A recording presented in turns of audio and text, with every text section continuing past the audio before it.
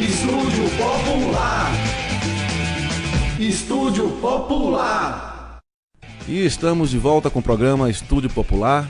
E agora a gente dando início ao quadro Dialogando. E neste mês de março nós faremos uma programação especial, tendo como foco o debate internacional das lutas contra a opressão da mulher. E para iniciarmos nossos diálogos, a gente convida aqui Misa Boito. Misa, que é socióloga, é dirigente do Diretório Estadual do PT em São Paulo e é organizadora do livro A Luta contra a Opressão da Mulher, lançado em 2016. Misa, é uma satisfação ter você aqui com a gente, né? Sinta-se em casa aqui nas ondas da UESB FM. Tudo bem, querida? Tudo bem, Félix. Misa, então a gente vamos começar tratando um pouco das origens dessa data, né? O dia 8 de março. A gente vê que tem várias versões, inclusive sobre a cor da luta das mulheres, que é a cor é lilás, etc. Fala um pouquinho pra gente sobre essa data histórica. Tudo bem. Primeiro, bom dia aos ouvintes do programa. É muito bom que o programa esteja preocupado com essa questão no mês de março, bastante peculiar no Brasil. Então, entrando na pergunta que você faz, eu, em vez de correr atrás de versões sobre a origem do Dia Internacional de Luta da Mulher Trabalhadora, prefiro me pautar na história e na história comprovada com fatos e documentos. A origem do Dia de Luta Internacional da Mulher Trabalhadora remonta à luta das mulheres socialistas no início do século passado, quando numa conferência de mulheres trabalhadoras socialistas, uma militante revolucionária, Clara Zetkin, propôs uma resolução que constituía então o Dia de Luta Internacional da Mulher Trabalhadora. Sem uma data pré-definida, o fato é que esse dia ganha maior relevância em 1917, 7 anos depois, quando uma manifestação de mulheres trabalhadoras em apoio a uma greve dos operários toma as ruas de cidades da União Soviética, em particular em Petrogrado, e inicia com isso o processo da Revolução Russa. Isso foi em fevereiro de 1917. O Dia Internacional da Mulher nasceu vermelho, portanto. Não nasceu lilás. O que ocorre é que, na década de 70, a Organização Nacional, a ONU, Organização das Nações Unidas, instituiu o dia 8 de março, que assim foi consagrado, o 8 de março, antes, como Dia Internacional de Luta da Mulher Trabalhadora. A ONU, então, institui esse dia como Dia da Mulher, Dia Internacional da Mulher, em geral. E que perde o conteúdo de um dia de luta e passa a ser um dia de homenagem às mulheres em dia. Então é aquele dia, ela transformou naquilo que é meio patético, que no dia 8 de março, uma mulher vai no supermercado e ganha uma rosa. As mulheres recebem parabéns. Ela empalideceu o conteúdo de luta e junto com o empalidecer do conteúdo de luta veio da cor. Foi a partir da decisão da ONU de transformar o dia 8 de março em Dia Internacional da Mulher que o lilás foi instituído como cor. Mas a bandeira do Dia de Luta da Mulher Trabalhadora é vermelha, lilás é a bandeira da ONU. Pois é, então, até nessa questão simbólica, né, Misa? Como que o capital, ele quer também tomar as nossas datas, né? As nossas comemorações. E ao discutir gênero, né, a gente percebe que é um debate muito acalorado, né, muitas perspectivas sobre o tema. E ao que nos parece, tem uma perspectiva dominante que trata a questão de gênero como algo universal. Como se o gênero ultrapassasse as fronteiras de classe social. Tá? Qual é o seu entendimento sobre isso, Misa? Veja, que há uma opressão da mulher pela condição de mulher em geral, e aí independente da classe, isso existe. Isso existe porque, por exemplo, a mulher é vítima de preconceito ou violência, seja em lares trabalhadores, seja em lares burgueses. O problema é entender a origem dessa opressão. E a origem dessa opressão, ela vem junto com a origem da opressão de uma classe sobre a outra. A questão da opressão da mulher, ela está muito ligada à questão da transferência da herança no momento em que a humanidade começou a ser capaz de produzir um excedente, de poder acumular, e, portanto, se colocou a necessidade de definir a questão da herança do que foi acumulado. Então, a origem da opressão da mulher, embora atinja todas as mulheres na sociedade capitalista, ela só pode ser atacada, quer dizer, a questão da opressão da mulher, ela só pode ser atacada se ela for atacada na raiz, que é a questão da opressão de classe.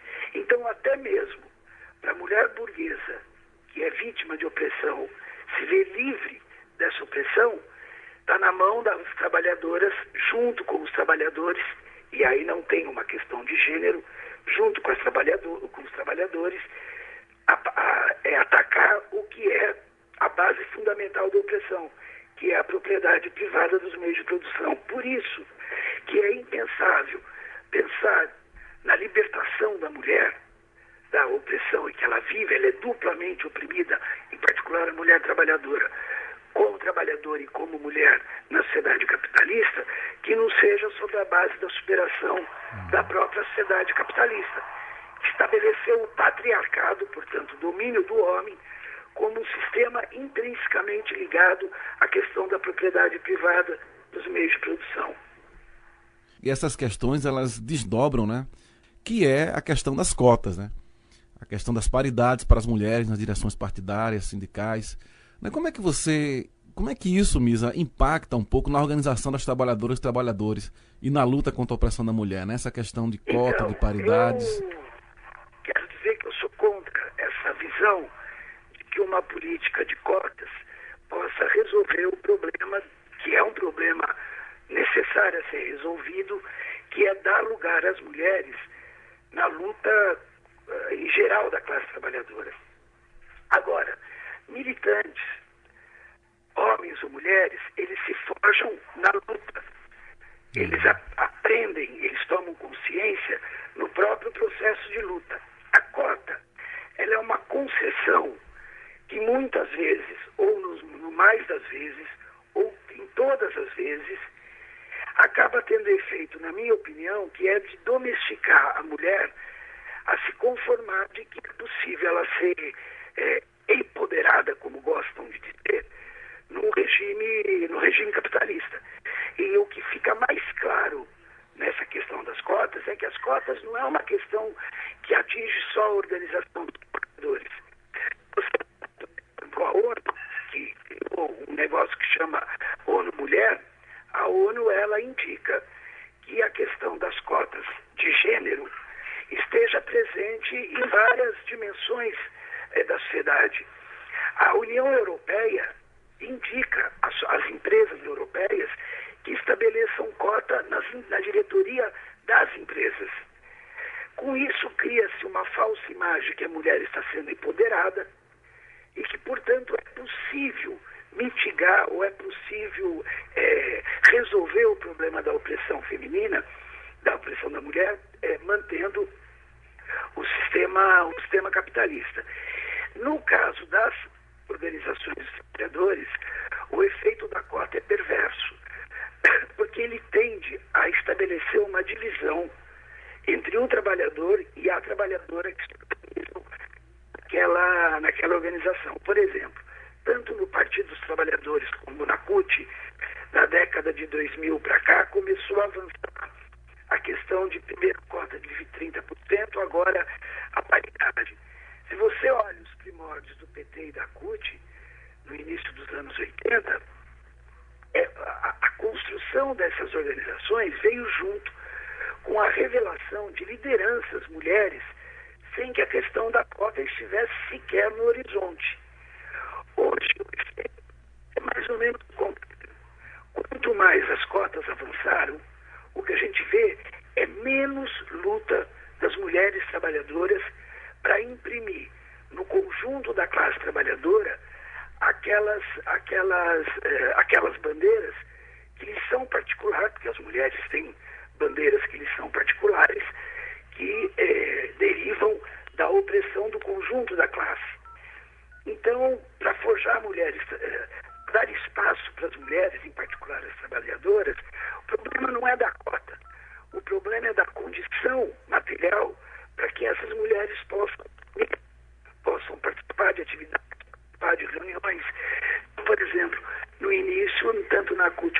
PT não havia um encontro que não tivesse creche, para que as delegadas mães pudessem participar plenamente com os seus filhos sendo cuidado.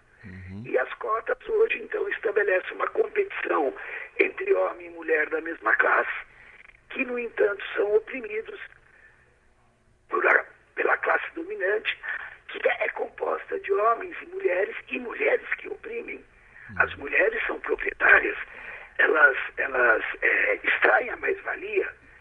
Então, eu acho que a questão da cota não só não resolve, como ela acaba criando um obstáculo.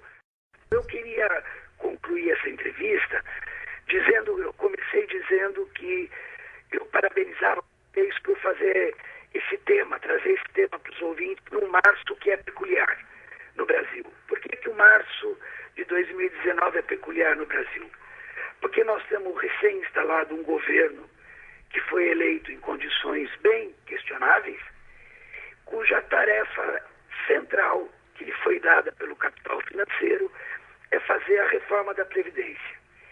Ele acabou de mandar para o Congresso a reforma da Previdência, que na verdade não é uma reforma, é uma destruição, é um desmonte da Previdência, que vai atingir o conjunto da classe trabalhadora brasileira e, em particular, mais fortemente a mulher, justamente por aquilo que eu falei, pela condição da mulher ser duplamente oprimida. Isso de um lado. E de outro lado, se prolonga, e estamos a completar um ano da prisão do companheiro Lula, que está preso. Todos nós sabemos, não por crimes cometidos, até porque contra o Lula não tem nenhuma prova apresentada, mas que está preso pelo que ele simboliza. E ele simboliza a luta de homens e mulheres trabalhadoras no Brasil, desde o final da década de 70, na luta contra a ditadura. As greves que o Lula dirigiu no ABC ganharam a força que ganharam, porque as mulheres dos trabalhadores saíram aos bairros para explicar a greve, para ganhar apoio e solidariedade da população. É por isso que Lula está preso. Então eu acho que é muito oportuno, nesse 8 de março de 2019 no Brasil, a gente, retomando com a tradição da origem do Dia Internacional de Luta das Mulheres e da classe trabalhadora em geral, fazer do 8 de março um grande grito de não mexam na Previdência, Lula livre, e nós mulheres, junto com o conjunto da classe trabalhadora brasileira, vamos tentar abreviar ao máximo essa ameaça que paira sobre o nosso país, inclusive se miscuindo em países vizinhos, como é o caso da tentativa do governo Bolsonaro, que é associado ao Bush, e o destino da classe da classe oprimida da Venezuela, abreviar esse período, afastar essas ameaças, e aí as mulheres trabalhadoras no seu Dia Internacional de Luta têm um papel a jogar. Misa, muito obrigado pela sua participação, realmente trazendo para o ouvinte reflexões, né, que ajudem a gente a pensar sobre essa situação. Queria também reforçar aqui, né, que para quem quiser ler e compreender um pouco mais, adquirir, né, o livro A Luta contra a Opressão da Mulher, organizado e apresentado pela Misa Boito, né, pela editora Nova Palavra, que vai realmente também nos ajudar nessa reflexão. Misa, muito obrigado, querida, e espero que a gente se encontre mais para mais um papo tão interessante, tão rico como esse que nós tivemos hoje. Vamos para mais um intervalo e daqui a pouco a gente volta com mais conversa com as nossas companheiras mulheres. Estúdio Popular.